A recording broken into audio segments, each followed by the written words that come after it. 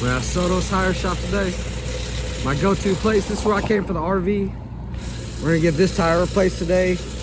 Luckily, I saved one when I had to replace all four going to Miami. This one's leaking real bad. Then we're gonna do all four tires on the trailer. About time. I ain't replaced these since I got the trailer in 2023, so it's about time. They've been leaking real bad. I just blew this one. Get it done. All right, I was gonna go to Soto's Tire for the trailer tires, but they're charging me. So Matt Brown's getting all four trailer tires, getting done. Always out of luck. You already know. You already know. All right, so let's take a look at this. This is a coil blaster. It's just cool, you know what I mean, to see how cleanly stuff was done. So, wow. Isn't that watch? Wow. I might see some free dogs today. You see some dogs barking in the comments. Alright, so I did pull this back this morning, so I kind of already know what's back here. Luckily, I did. That way I could do some further investigation for you guys. But 10 mil for ECU just for Honda. So this is what you see when you open it up. Some of you may know what this is, some of you may not. So after further investigation, I figured out Good Performance is by someone named Roy Good. He passed in 2020. Basically like a legend in the 90s and early Honda performance mods. Cams, a bunch of other shit. But I guess it's very period correct for it to be in here. Maybe this is a race car at one point, who knows? I really want to try to find the history of it.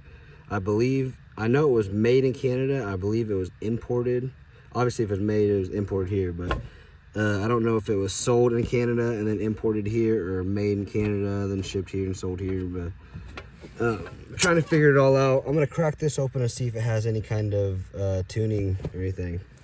So stick with me. But this is the wiring for the AM gauges. You know what I mean? Everything looks really clean, very well done. This thing was probably built in the early 90s. And just kind of sad or something. All right, picking up some wheels for the EF from Brandon. This is his van. I just towed it because this wheel fell off. I think the lug nuts broke on it. Okay, so I looked at our messages and he did say rotor slips. I thought they were rotor Shackletons for some reason, which is more stancy. I had a pair a couple times. These will actually look really good on the EF. So, what do you think? You like these? Yeah. There's 3 of these. Rotor slips, and they got Mickey Thompson, so this one does. I believe the other one, he has on something. Has a Mickey Thompson on as well. This one's just a rotor tire.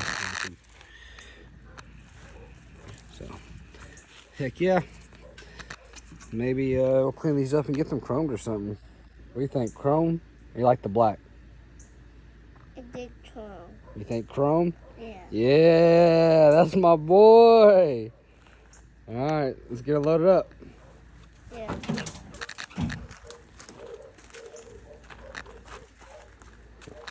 All right.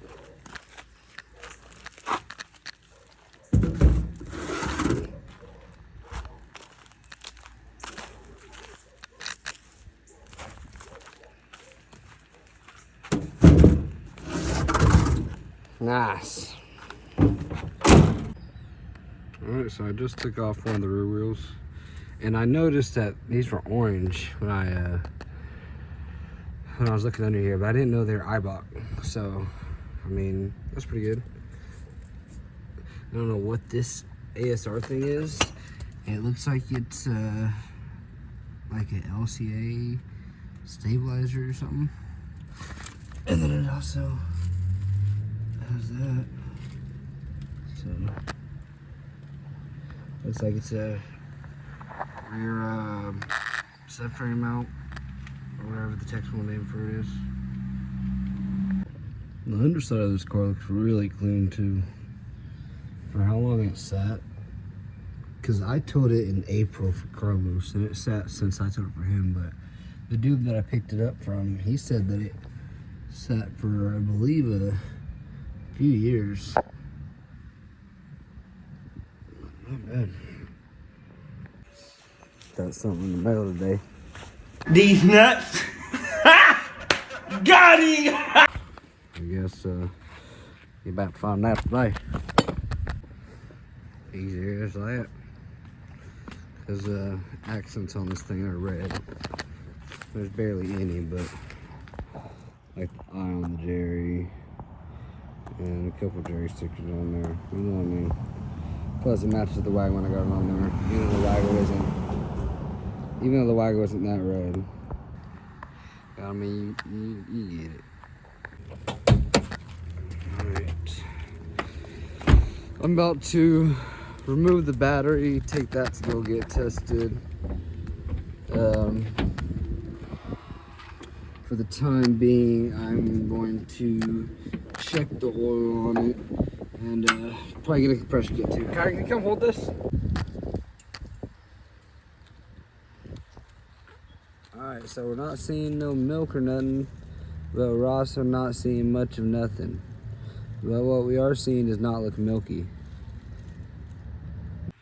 So I've been waiting for 3 hours to get a call from O'Reilly's on the batteries, of course. Every time I've ever dropped a battery off at O'Reilly's, they don't call. I have to do the calling. So unfortunately, the battery is bad. Or both batteries are bad, the ones I dropped off. So come on.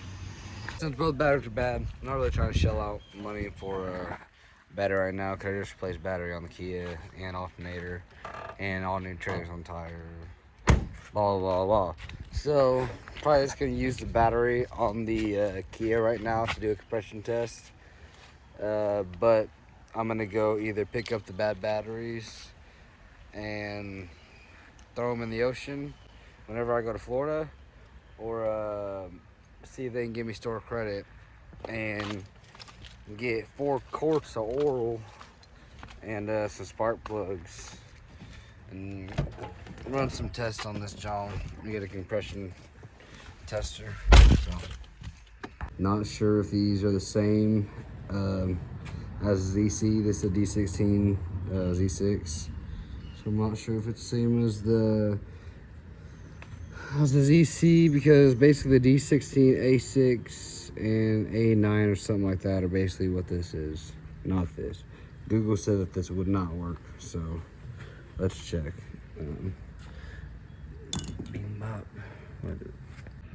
Alright, I seem to have threaded down all the way. It's in there. So I guess you know I did the other ones.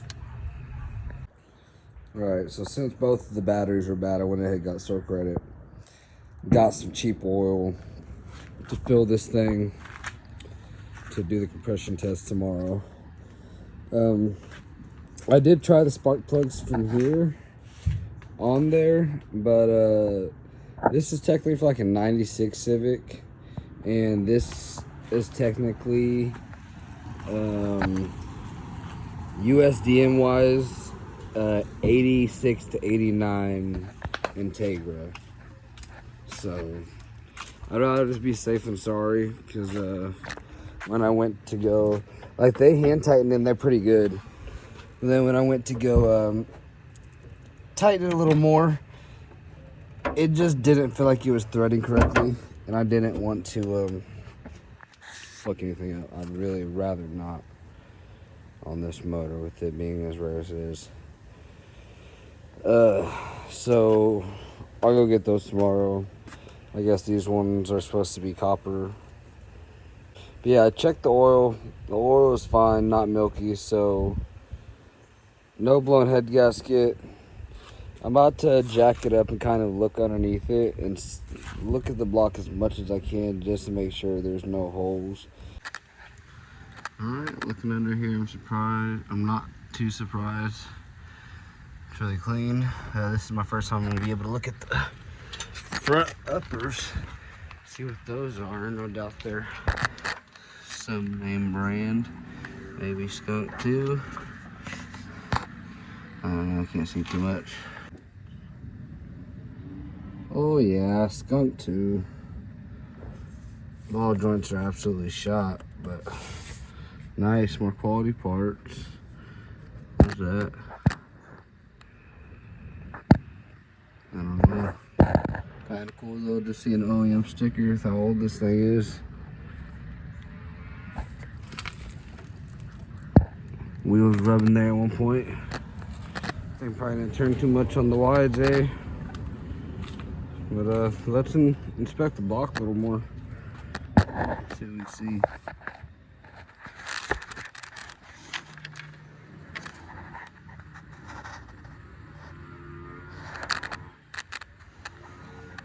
And I feel like the main place we would see a hole is right here up front. Correct me if I'm wrong, I've never thrown a rod or anything. But it's looking pretty promising. Not gonna lie to you. I did try to turn this by hand, and it was a little fucking tough. Now I'm gonna get it. See, look, there's quite a bit of oil leaking from right there.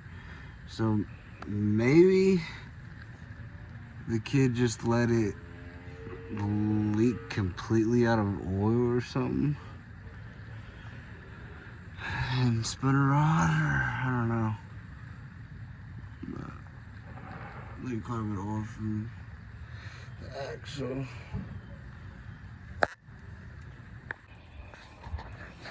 We got poly bushings in there. Nice, nice.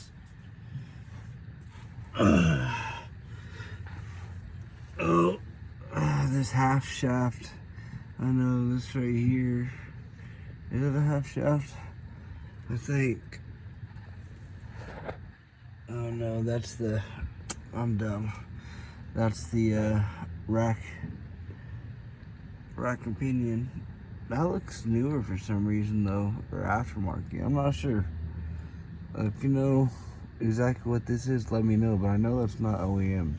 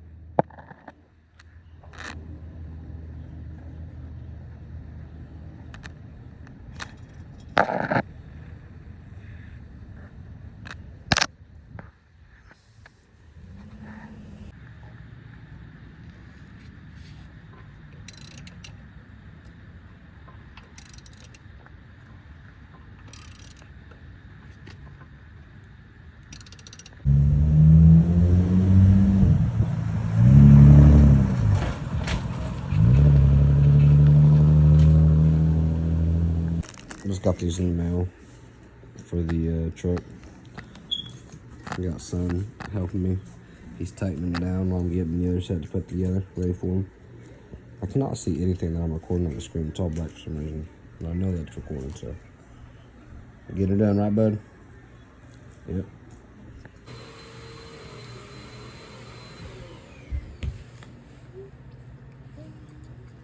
Righty tighty, lefty loosey. You gotta turn it this way. Alright. Got them mocked up. Still need to tighten them and wire them. I really cannot see what I'm recording at all. It's an all black screen. So I'm sorry if you guys can't see anything. I guess maybe this is my sign to get a new phone. Got this thing brand new when it came out. Fucking 14. or 13 Pro, whatever. Now we're damn near at the iPhone 20. Hey, big man succeeded in the mission. Sit him inside and open the door. Thank you. All right, let's get some tools and get this tightened up. All right, so these are the wire harness they gave me with the bumper. This does not plug into the fog light switch. So before I hack this up, I'm gonna see if I can find a direct fit to this and then splice that to these, you know what I mean, on each side. But for now, it's in there. It looks good. At least it's not just the open holes, you know what I mean?